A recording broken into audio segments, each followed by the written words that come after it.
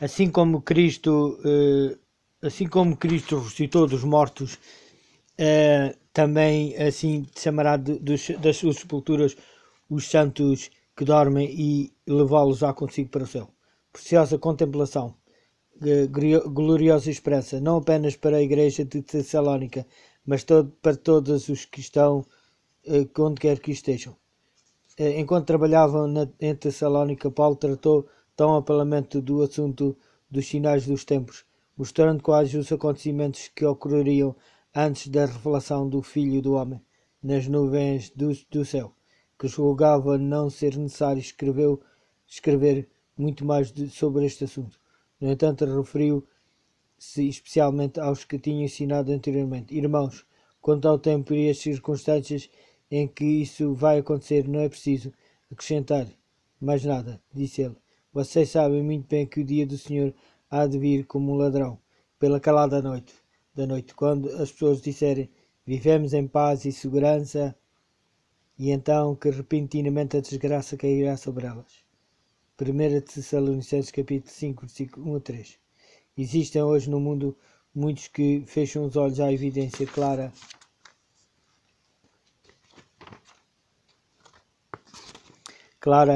de que por Cristo para advertir os homens sobre a sua vinda.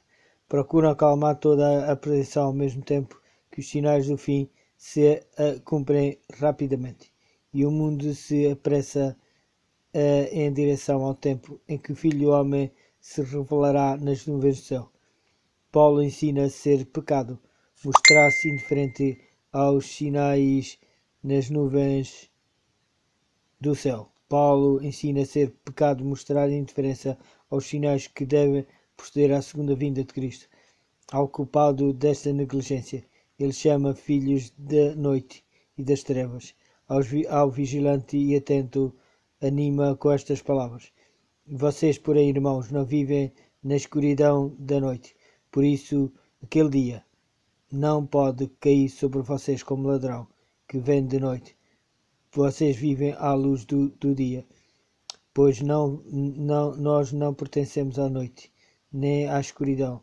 Por isso mesmo, não andemos a dormir como os outros, mas sejamos vigilantes e vivamos com sobriedade. 1 Tessalonicenses capítulo 5, versículo 4 e 6.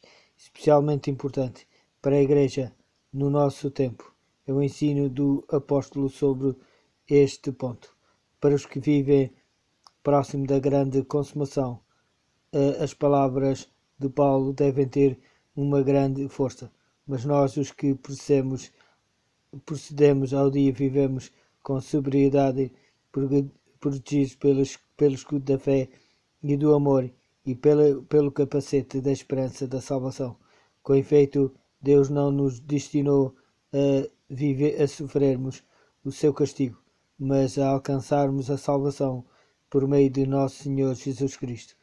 Ele morreu por nós, para vivermos sempre em união com Ele, quer estejamos vivos ou mortos, quando Ele vier. 1 Tessalonicenses capítulo 5, versículo 8 a 10. Um cristão alerta é o cristão que trabalha procurando zelosamente fazer tudo o que está ao seu alcance para fazer o Evangelho avançar. À medida que aumenta o seu amor pelo Redentor, também aumenta pelos seus semelhantes. Como o seu mestre, ele enfrenta provas severas, mas não permite que a afeição afete a sua maneira de ser ou lhe destrui a paz de espírito. Sabe que as provações, se forem bem aceites, o refinirão e purificarão, pondo em íntima comunhão com Cristo. Os que são participantes das aflições de Cristo também participarão da sua consolação e, por fim, da sua glória. Irmãos, queremos pedir-vos, continua Paulo, que respeitem aqueles que, em nome do Senhor, trabalham por vocês e são vossos responsáveis e orientadores. Tratem-nos com toda a estima e amor, por causa da missão que eles têm, e procurem viver em paz uns com os outros. 1 Tessalonicenses capítulo 5, versículo 12 e 13. Os crentes de Tessalónica foram muito incomodados por homens que chegaram junto deles com opiniões e doutrinas fanáticas. Alguns andavam sem fazer nada, ocupando-se com ninharias. A igreja tinha sido devidamente organizada, com os seus oficiais designados para atuarem como pastores e diáconos. Por haver alguns rebeldes impetuosos que recusavam sujeitar-se aos que exerciam os cargos de autoridade na igreja, não só se arrojavam o direito de exercer o juízo pessoal, mas o de impor publicamente as suas opiniões à igreja. Perante isto, Paulo chamou a atenção dos crentes para o respeito e a consideração devidos aos que tinham sido escolhidos para ocupar os cargos de autoridade na igreja. Ansiosos para que os crentes de Tessalónica andassem no temor de Deus, o apóstolo suplicas que revelassem na vida diária piedade prática. Enfim, irmãos, escreveu, já receberam de nós orientações sobre o caminho que devem seguir para agradarem a Deus, pedindo-vos vivamente em nome do Senhor que continuem a caminhar por Ele, como têm feito até aqui, para progredirem cada vez mais.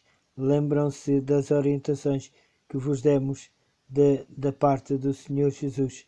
A vontade de Deus é que vocês vivam honestamente, mantendo-vos longe da imoralidade.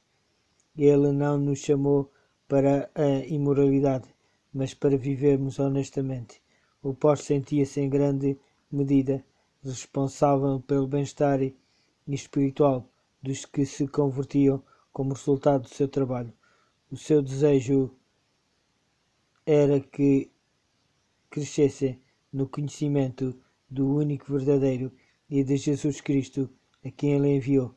Muitas vezes, durante o seu ministério, reunia-se com pequenos grupos de homens e mulheres que amavam a Jesus, inclinando-se com eles em oração, pedindo a Deus para lhes ensinar a forma de se converterem e conservarem em íntima comunhão com Ele. Muitas vezes aconselhava-se com eles sobre os melhores métodos de levar a outros a luz da verdade evangélica.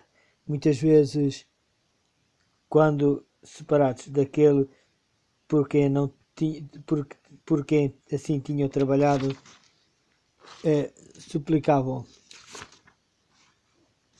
suplicavam a Deus que os guardasse do mal e os ajudasse a manterem-se como missionários ativos e fervorosos. Uma das mais fortes evidências da verdadeira conversão é o amor a Deus e ao homem. Os que aceitam Jesus como seu Redentor têm amor sincero e profundo por outros da fé, igualmente preciosa. Assim se passou com os crentes de Tessalónica. No que se refere ao amor pelos irmãos na fé, escreveu o apóstolo, nem é preciso dizer-vos nada, pois vocês têm deixado guias por Deus no amor uns pelos outros, e o vosso amor fraterno chega até aos irmãos que vivem em toda a Macedónia, mas exortando-vos, irmãos, a prosseguirem cada vez mais e procurem viver em paz, resolvam os vossos problemas e trabalhem para ganhar a vossa vida como vos recomendamos. Assim conseguirão conquistar a estima dos de fora e poderão viver sem ter necessidade de mais ninguém. E o Senhor faça crescer abundantemente o vosso amor de uns para com os outros, para com toda a gente, que o vosso amor seja igual ao que temos por vocês. Assim, os vossos corações estarão firmes no bem e podem apresentar-se perfeitos e sem culpa diante de Deus nosso Pai. Quando o nosso Senhor Jesus Cristo vier com todos os seus escolhidos, podemos igualmente, irmãos, que chamem a atenção pedimos igualmente, irmãos, que chamem a atenção os indisciplinados, confortem os que andam desanimados, cuidem dos doentes e tenham paciência com todos. Que ninguém pague aos outros o mal por mal, mas procurem sempre o bem uns dos outros e o bem de todos. Vivam sempre em alegria e em oração. Deem graças a Deus por tudo. Esta é a vida que Deus quer de vocês em união com Cristo Jesus. 1 Tessalonicenses capítulo 5, versículo 14 a 18.